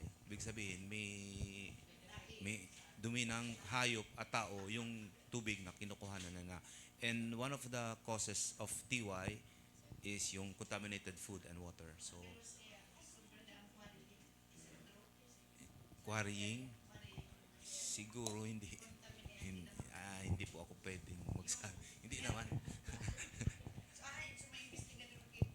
Iba kasi yung ginawa kasi namin, ma'am, na investigation is more of cases, yung causes noon, pero yung oo, wala pa.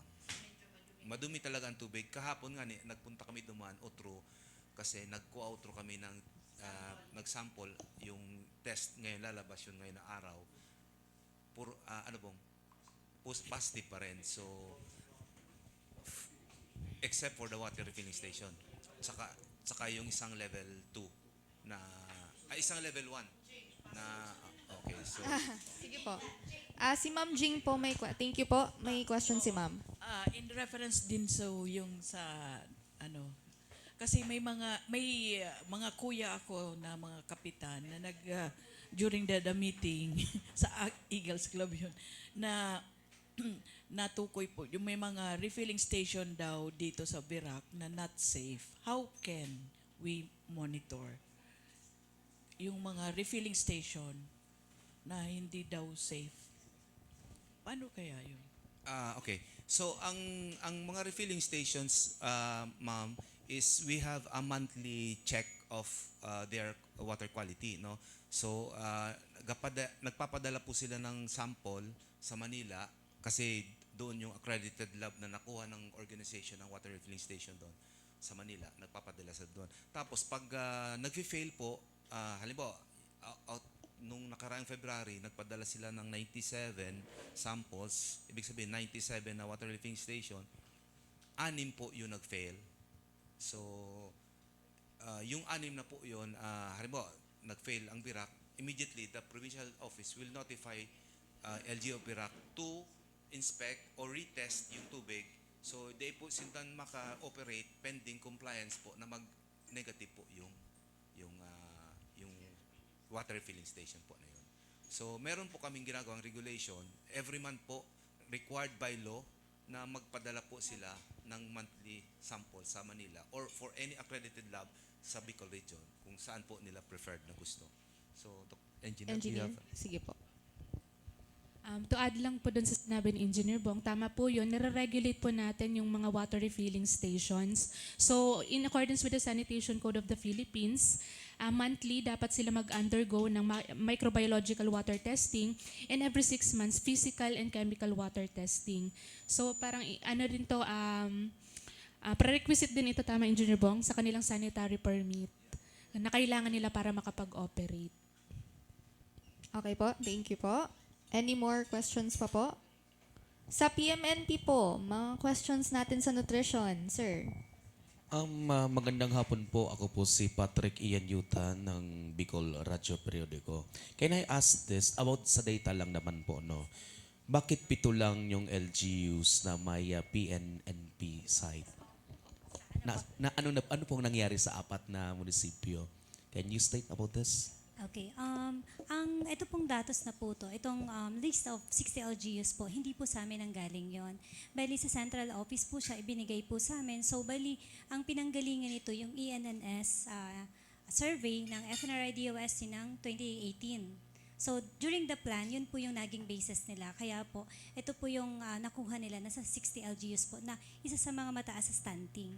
So that's way back pa po ng 2018 kasi that's their time na yung plano po during their preparations for the PMNP plan. So sa central po yun.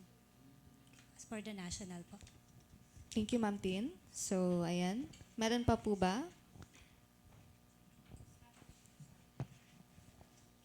Any more po sa status? Sige, si Ma'am Jing ulit. Ano po dati kasi nabalita, yung Viga, yung sa stunting. Oo, ano na po ang nasa top na. Hindi. Hindi naman tayo duwende.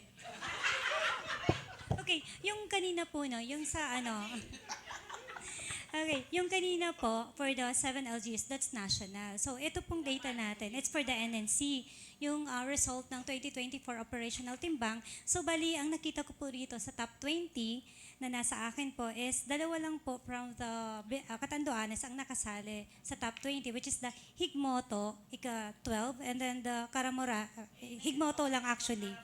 No, Higmoto lang. It's Karamoan. Sorry, namali yung ano ko. So, that's only for the stunting, no? Kasi, yeah, iba pa yung wasting, iba pa yung obese, iba pa din po yung ating underweight, so iba pa. So, 4 po kasi yung category po natin. So, ano lang po yon, stunting lang po pinag-uusapan natin. Isa lang po ang nakasama ngayon sa top 20 ng Bicol region. So, that's Higmoto with prevalence of 20.16%. Pero mataas pa rin po yun. Kasi ang 20% po sa public health significance, mataas po yun, high po yun. So, dapat below at least, para makita mo, it's below 10 ka. Yung, hindi na po, mali yung basa ko lang. It's Karamoan kasi it's Kamsur. So,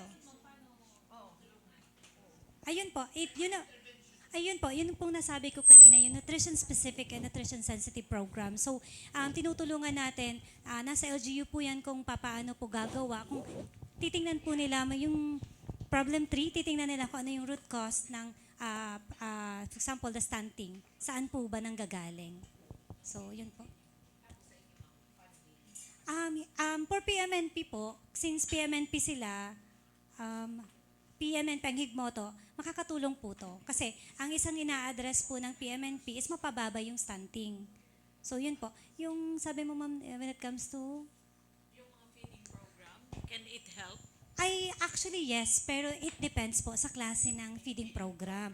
Kasi dapat po may sustainability din tayo. And dapat po, hindi pag sinabi kasing feeding program, hindi po siyang one time, big time.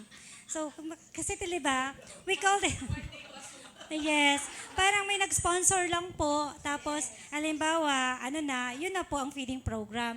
Pag sinabing supplementary, ang tamang term is supplementary feeding program. So, yun po yung mga minimum of 90, 120. Pag sa DepEd po, meron po tayong 180. So, umaabot po yan ng 6 months. Depende po yan sa days po na nakakaya. Tapos may syempre, aside from that, hindi lang po nakafocus yan sa feeding.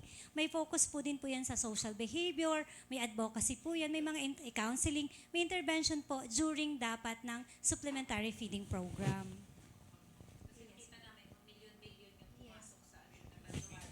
So makita nyo, di ba, nakaano po siya, naka-itemize ng 60 sa mga programs and then dun sa mobilization. Kasi syempre kahit tumutulong yung mga kailangan din ng for mobilization fund ng LGUs or barangay. Okay. Another ma'am, since we are celebrating Rabies Awareness Month, kumustahin naman natin yung data ng rabies. And ano po ang may libre pa bang human bakuna? Yes pa. Kasi yun ang problema. From time to time may nakikita ko doon, walang pambili ng Yes po. vaccine. Actually, ang ang animal bite natin today, as of now, is increasing po talaga. Increasing, ibig sabihin, maraming pumupunta dyan sa animal bite treatment center natin na nakagat ng aso o kaya pusa. Wala akong data kung yung vaccine, yung availability ng rabies vaccine, kasi nagpapabili daw. Pag nawawala ng supply, actually na from DOH, obligadong magbumili ang either the hospital or pasyente po. So anyway, ang naman natin, actually ang DOH talagang nagbibigay ng rabies vaccine. Kaso lang ang problem, increasing, nag-ubos talaga. Increasing talaga ang marami talagang nakakagat ng aso at pusa ngayon. So parang hindi nasusupplies yung binibigay ng DOH kasi parang may counterpart na din kasi ang LGU for that. Ilan ang animal bite treatment center natin? The ABMC, Pandan District and the Viga District. Although the Viga District Hospital, nawalan muna siya for the meantime ng service kasi nag-retire na yung physician in charge for that. So, dalawa na ngayon, ang functional na lang na animal bite natin, kaya congested sa ABMC. Yung taga-north na from Biga, Panganiban at sa Bagamanok, dumediretso dito sa ABMC for that purpose, para ng anti-rabies po. Ng vaccine, meron po. Kasi kahapon may nagpaturok akong kakilala, naturukan naman ng anti-rabies po. Thank you. TB program. Sige, Doc, kaya mo. So, okay, na ako naman siya. Last week, ang update sa TV program, madami tayong gamot na binigay ang DOH for that. Kasi active case finding na tayo sa TB. Ang daming, actually marami tayong ginagawa na ito hindi lang naman symptomatic na lang ang inaano natin, pati yung close contact nung nag-positive. Lahat yan po tinitrace. Ang nagiging problem lang natin dito is sa TB and children. Nagkakawalaan tayo ng yung sa PPD, yung po natin, pang test sa children, sa TB and children. So, ayun po, nawawalan po tayo. Pero sa adult, meron po tayo. At saka may mga gen expert machine na tayo na pwede nang makadetect ng mga TB cases na hindi na kayang gamutin sa yung normal na gamutan sa TB kasi may na sila, hindi na sila nagre-respond doon sa gamot na ito, resistant TB. Opo, mga TB resistant patient na kasi nga nagmo-mutate din kasi ang bacteria. Yes po. Sa RHU din po, may program coordinators tayo sa bawat RHU. Doon po libre ang gamutan po doon. Hindi po kasi pag once na ilang buwan yan magagamutan, hindi yan masusustain ng pasyente. Hindi yan magre-relapse yan. Kung siguro, yes po. Hindi yan matatapos ng 6 months kasi mahal ang gamot. Kung bibilhin mo siya sa butika, libre naman sa health center. So we are encouraging the private practitioner, kung meron sila, na i-refer na lang sa RHU para sa sustainability ng ng gamot, and of course, doon na rin sa economic ng pasyente. Think, sige.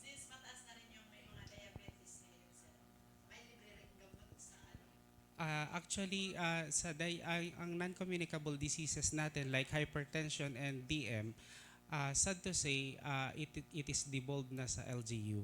Devolved na ang mga medication. Di ba before, ang daming losartan, amlodipine, metformin, meron pang mga simvastatin for the non-communicable diseases. But as of now, it is devolved sa LGU. Meron pa naman pakonti-konti na umaano sa from DOH, pero it will not suffice sa dami ng mga non-communicable diseases natin. Ito doon na lang sa San Miguel sa Panganiban. Ilan ang for lipid profile, for blood chemistry, because sobrang ang tataas ng BP nila, and yun nga, nagtitake sila ng anti-hypertensive meds, and sa iba diabetic. And they cannot afford to buy medicine, sabi nila. Sabi ko, we have to empower the LGU to invest. Kasi padami ng padami. Kaya siguro din natin, healthy lifestyle will help. Yun po, healthy lifestyle will help. Yun po, so devolved na talaga siya sa LGU. Kaya the LGU must invest. Yun. So we have to maging aware din sila na i-prioritize nila ang health. Yes po. Thank you po, Doc. Thank you, Ma'am Edna. So, kung wala na po ba tayong mga question, naubos na? Sige, Ma'am. Okay po. Okay, so I guess that concludes our press conference for today. So reminder lang po sa ating mga media, paki-fill out na lang po ng ating CS form for the survey po sa amin. Please hand it out na lang po sa ating registration area. And before we officially end po, of course, we would like to present or give recognition sa ating mga resource speakers po. So our certificate of appreciation, may I read the citation po? This certificate of appreciation is proudly presented to the following in grateful appreciation for their support and partnership during the DOH Bicol CHD press conference on March 6, 2025 at the Racdel Inn, Virac, Catanduanes, given this 6th day of March 2025 in Racdel Inn, Virac, Catanduanes, signed by our Regional Director of DOH Bicol CHD, Dr. Rodolfo Antonio M. Albornoz. So may I call on the Philippine Information Agency, Catanduanes.